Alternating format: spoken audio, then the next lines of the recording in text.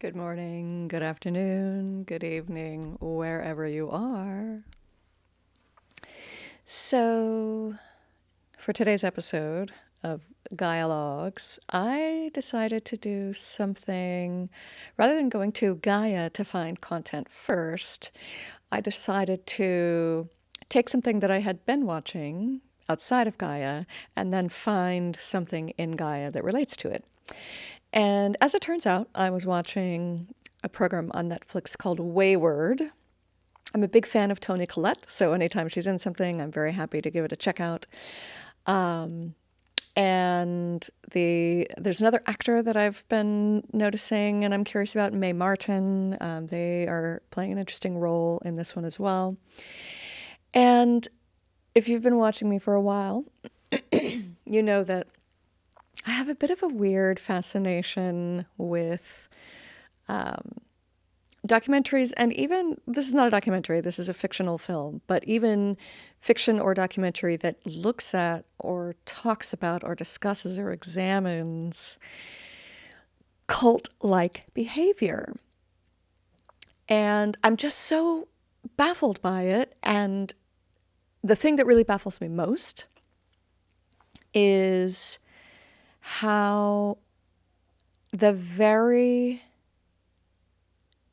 forces, people, entities that are claiming to be empowering you, when they take on that role of sort of all-powerful cult leader guru, and when people give that person power over them, like, oh, that person saved me, oh, that person is so amazing, oh, I'm fascinated with that person. Oh, that person did this for me, or oh, that I owe my life to that person, or I owe this to that person. It takes away our own power to truly heal. And so in this Netflix series, in this program, Wayward, it probably could have been done in a film, but I think I appreciated it over the course of 6 or 8 episodes, which seems to be the new norm now. And there were so many things in there that were just so grotesquely wrong, so overtly, glaringly, horrifyingly inhumane, and just awful. So I felt like I wanted to comment on them, and I especially wanted to talk about how they are discussing this really kind of fucked up way that in this fictional film, psychedelics are being used as a therapeutic technique. And to call what Toni Collette's character is doing in that series therapeutic is a bit of a stretch, in my personal opinion. Now, granted, it's not a documentary. This is fiction. So we don't have to necessarily examine these characters according to how we might personally, morally judge them. This is a story, right? And so I'm curious about what the story is saying. So it's very clear from very early on that the place, the setting where this series takes place, it's called Tall Pines, and it's set in Vermont, and it's supposed to be this, kind of like wilderness retreat center for troubled teens, right? And then, of course, there's all sorts of weird political and social dynamics at play, like, for example, that the woman who runs the institution becomes the legal guardian of the teenagers who are under her care. It's definitely set up like a kind of prison. You definitely hear the teenage characters in the story talking about how some of them have been in institutions their whole lives. And so this is just yet another in a chain of institutionalizations that they've been through. And most of the teenage characters who are presented to us in this scenario, in this world, are maybe they're troubled, like maybe they've had behavioral issues, maybe their parents discovered that they were doing drugs of some sort or that they were involved in teen drinking of some sort. And so it's very much painted as this option for parents when they are exasperated and don't know what else to do with a teenage child who is misbehaving according to whatever is what that parental system feels is normal, proper behavior. So, and then she engages in basically torture as a form of therapeutic treatment, which is completely not the right way to do things. And then as part of this kind of torture that they're doing to these teenagers, they are essentially doing like forced psychedelic treatment at the same time that they're doing forced exposure therapy, basically exposing them to whatever is the trauma that they experienced as a child or wherever in their life. And I'm watching this and I'm thinking, this is so messed up. And in addition to those things, which are already just completely horrific. So yes, I guess you could call it a horror movie or a horror series. They build into this program this behavior pattern that is a cycle of abuse. It's a very clear textbook cycle of abuse where on the one hand, the mentor person, the parental figure, whoever that is, the counselor, the therapist, the Toni Collette figure, or her proxy, because it's not always her, presides over this activity where the students are kind of goaded and encouraged to be incredibly cruel with each other, to just say very mean, very harsh things to each other. She calls it radical honesty, which is just a real interesting and kind of big problem in my book, if one is looking at this as a model for actual things that might happen in the world. So then she's going through this cruelty, bringing people to the point of tears and just unable, just breaking them down in this group setting.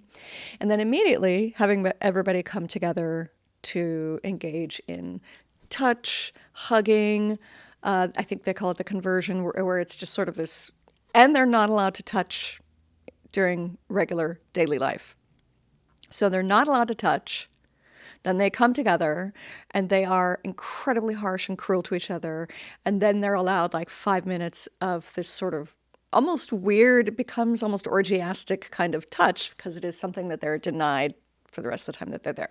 So this is all just embedding into their psyches the normalcy of that kind of abusive behavior pattern, that you are cruel, but then you provide love, and you are cruel, and then you provide love, and then you are cruel, and then you provide love.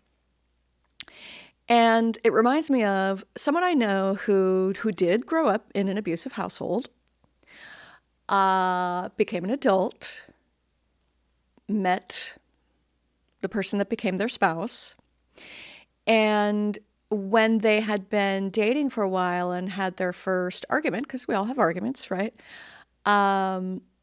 He engaged in the same kind of abusive behavior that he was subjected to as a child. And she was like, why would you do that? Why would you say those things to me if you say that you love me? And so for him, it was an opportunity to say, oh, that behavior pattern that I grew up with was wrong, and I should not perpetuate it. And the irony of this storyline in Wayward is that that's what she professes to be doing. She professes to be helping people break those kinds of behavior patterns, but at the same time, she's reinforcing those exact behavior patterns. So it's really, really fucked up. Just to imagine that these types of characters might actually exist in the world is pretty messed up. So I got through watching that season, and it's definitely worth a watch, I would say. There's a lot of interesting things going on in the storyline. There were a lot of loose ends that I didn't think were tied up very well, but I'm not necessarily one of those people that insists that everything has to be tied up very tidily. But I was a bit troubled that they just sort of threw in all this kind of like new age self-help languaging without making it clear that they were distinguishing what parts of that are positive and what parts of that are damaging. So one has to find out on your own. So then I decided, okay, what do I want to watch on Gaia that I can put this show Wayward in Gaialogue with, as I like to say. And they have a few documentaries on the use of psychedelics. There's lots, actually. There's a whole interesting series. I think it's called Change Your Mind, which I watched 6 months ago. Really fascinating. There is one called The Last Shaman, which I think I watched a few months ago. Also very interesting. But the one that I watched today is called Ayahuasca Now. And I want to focus on this one in particular in comparison with Wayward, because Ayahuasca Now is a documentary about specifically a group of veterans that, I think it's like 6 or 8 veterans. They've all experienced PTSD, or they all are displaying symptoms, have been diagnosed with PTSD from, not all from combat trauma. Some of it is from other trauma that is associated with being a part of the military. And so these 6 or 8 veterans who were really suffering, and some of them had been on and off however many dozens or hundreds of different doses of medicine, for decades, essentially just trying to mask whatever they experienced that was so traumatic. And so the documentary, I think the documentary is fairly well done. It's a very slow-paced documentary, so if you like things to clip along, you might not appreciate this. Also, with a lot of these plant medicines, there is going to be purging, and so if you don't appreciate watching people vomit, you might not want to watch this. But I think even still, I don't like watching or hearing that, and I thought they handled it in as neutral and respectful and tasteful a manner as possible, while still showing what the experience is typically like for people when they do an ayahuasca journey. And for this group of people, they actually went on what it seemed like, I don't know the details of how long they stayed there, but it seemed like they were doing like a week-long retreat. It could have been a month long, I'm not sure, but it was definitely more than one ceremony. And they were definitely doing multiple types of medicine. So they started with Kambo, which is the frog, the kind of poison that's on the frog secretions, which I believe Wayward is specifically hinting at, because there's a whole bunch of like toad and frog imagery, and the woman who runs the program has this like big giant, presumably poisonous frog in her office in a terrarium. So they're probably doing Kambo or some other form of the frog poison medicine. And I've done Kambo a few times, and I've done ayahuasca about 4 times, and I've done Hape and Sananga. There were a couple of medicines in there that I watched them delivering that I've never done before, and so I can't say from my own personal experience what those might have done. But with Kambo, from what I have experienced and from what I have learned, and again, my experience is only minimal, I've only done it a few times, but it's a purge. It's meant to be a purge. It's meant to be a cleansing of your physical organism. The folks that I've encountered in Brazil who do it, they do it about once a year. It tends to give a kind of a boost or a reset to their immune system. So some people will do it in order to just prevent getting sick. And I tell you, when I did it actually all 3 times that I did Kambo, I definitely felt afterwards for a while like I didn't get sick for a long time. But the realities that come through during Cambo that have to do with our psychosocial emotional reality, for me, those were not quite as vivid or vibrant or hallucinogenic, frankly. It was more about the sensation of purging and a kind of a general emotional purging and a need for emotional comfort. It was not, it didn't come with visions the way ayahuasca does. So then in the next, one of the next scenes they show in this documentary, then they're doing one that's a smokable, inhalable, and then they show them drinking the tea of ayahuasca. And the thing that I find interesting about this particular documentary is the way there's a point in there where the shaman says, you're not going to resolve all your problems in one ceremony. And it made me understand why they were, because many of those veterans have experienced such intense trauma. And even some of them were saying after 2 nights or 3 nights, they didn't want to continue. And the shaman was saying, I know that it feels like you don't want to continue. And a couple of them were just broken down to the very core of their psycho-emotional reality. And in order to be able to do that and come through it, you have to be able to trust that you're going to be cared for before, during, and after the experience. So, for example, in the documentary, there was a scene where there was a woman who she alluded in her interview to sexual trauma, right? And so there was a scene where it was very clear that the shaman was helping her work through that. And if another less compassionate and less ethical person had been guiding her through that experience, she could have been very deeply re-triggered and re-traumatized. Like when I was watching it, I was like, oh, what's happening? Oh, what's the guy going to do? Because she was acting out some of those, some of the sexual trauma that happened to her. There was nothing weird. Well, there's always something weird. But for those of you who need a trigger warning, there was nothing that was actually reenacted. The shaman was actually quite, in my opinion, from my observation, quite gentle but firm about making sure that she stayed in her own space, quite gentle and firm, but kind of making sure that she was sort of energetically protected from interactions or altercations that could be damaging.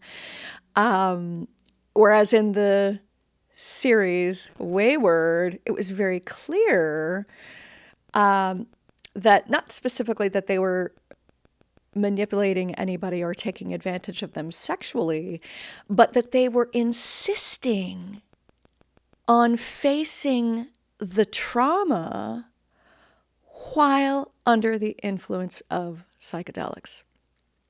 Now, here's the thing about many of these psychedelic plant medicines. They teach us, when we go into these ceremonies, that the plant itself has consciousness. The plant itself communes with the person who drinks the medicine. And so to have another human, who is quite often controlled by their ego, to have another human come in and force or insist that certain topics or certain areas have to be addressed, to me, is the same thing as a sexual violation. In fact, when the very first time I did ayahuasca, and I think every time I've done it, if you reread, they give you guidelines, they give you things, what to do, how to prepare. Most of them will say, please do not be, if you can, with your doctor's awareness, avoid taking medicine for, however many days leading up to it. I think might be a matter of 48 hours, it might be a matter of a week, I don't remember.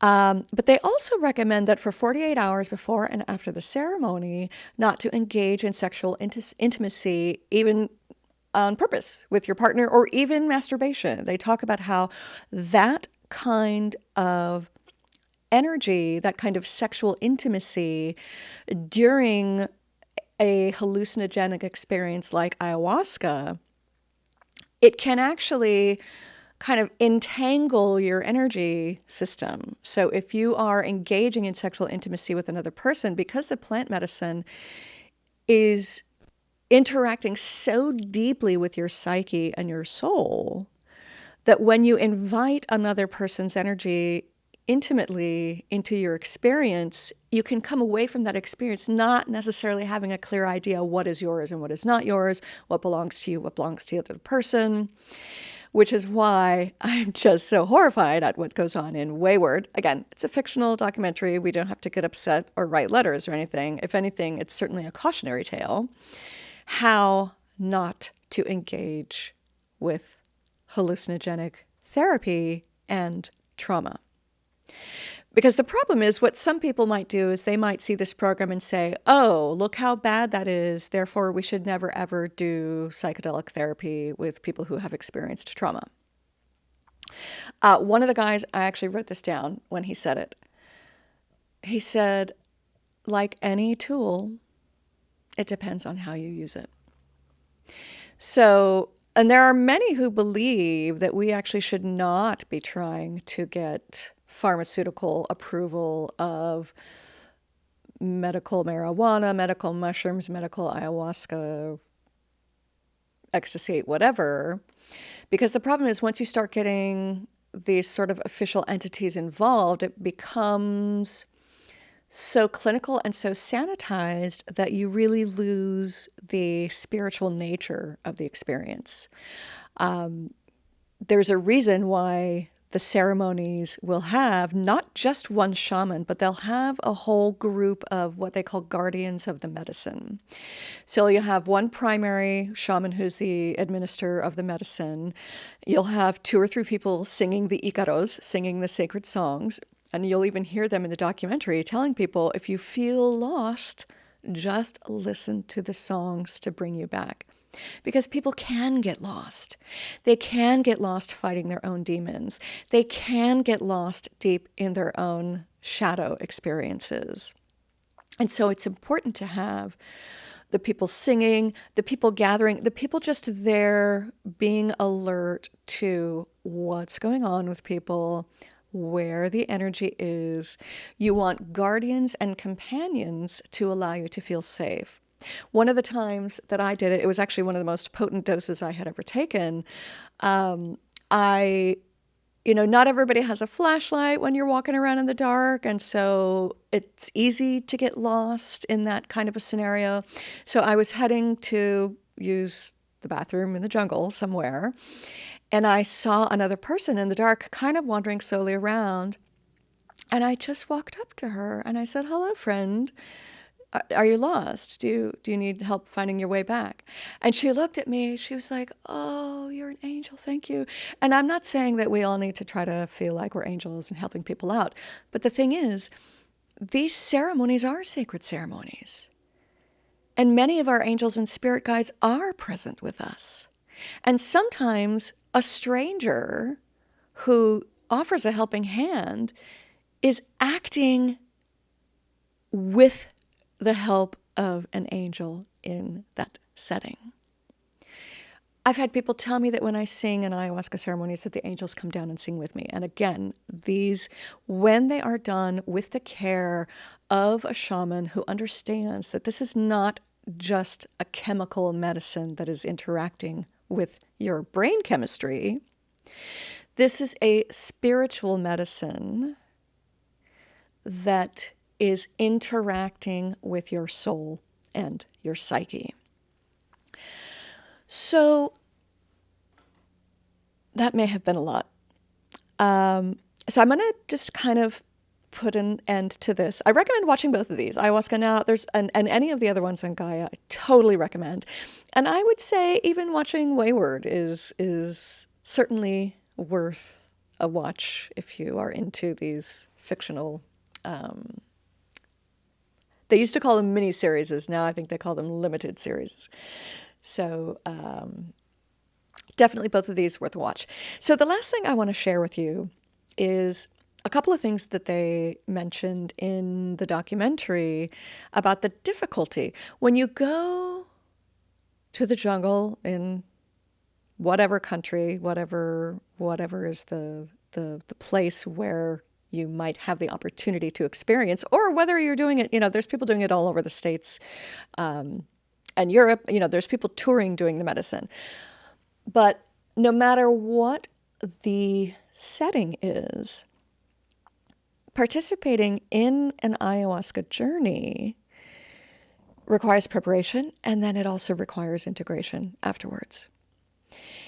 Without that, you really do risk just falling into the same patterns again. And then what are you doing? You're just looking for the big cleanse, the big cleanup once in a while. And that's not really the way ayahuasca works. And even one of the shamans in the documentary says, you can give up now, but there is more work to be done, and the medicine knows how to tell you what to do and when to do it.